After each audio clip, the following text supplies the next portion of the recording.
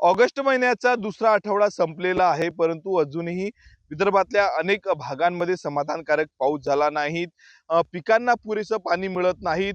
मागील 10 ते 15 दिवसांपासून अमरावती जिल्ह्यामध्ये पावसाने दडी मारलेली आहे आणि त्यामुळं पिकाची वाढ मोठ्या प्रमाणावर खुंटलेली आहे. सध्या मी अमरावती जिल्ह्यातल्या एका शेत शिवारामध्ये आलेलो आहे. संपूर्ण कपाशीचं हे शेत आहे आणि आपण बघू शकतो या ठिकाणी कपाशीची वाढ जी आहे ती मोठ्या प्रमाणावर खुंटल्याचं चित्र आपल्याला पाहायला मिळते. दुसरीकडे वेगवेगळे आजार जे आहेत ते वेगवेगळे रोग सध्या कपाशीवर गेल्याचं चित्र आपल्याला पाहायला मिळत आहेत.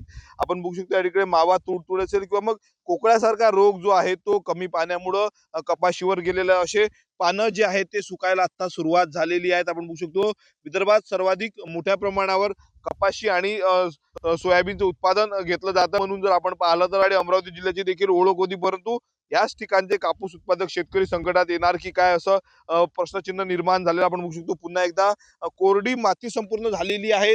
पाऊसच नाही. पावसाळ्यात ही परिस्थिती आपण बघू शकतो. अशा पद्धतीनं अजिबात पाणी मागील 10 ते 15 दिवसांपासून नाही. त्यामुळे अशा पद्धतीनं हे बघा, हे बघू शकतो आपण अशा पद्धतीनं पानं जी आहे ते आता कपाशीचे खराब व्हायला सुरुवात झालेली आहे. दुसरीकडे मोठ्या प्रमाणावर पावसाचा खंड आहे. पावसाच्या प्रतीक्षेत शेतकरी आहेत.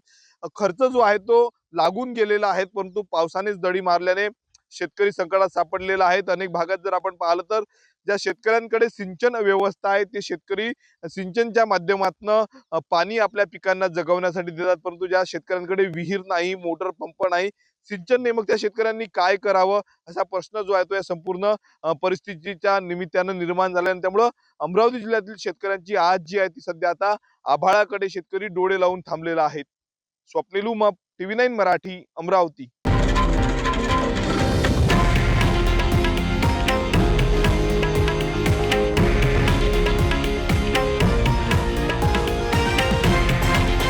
हे आहे देशातील नंबर 1 न्यूज नेटवर्क आणि आपण पाहत आहात TV9 मराठी, एकमेव.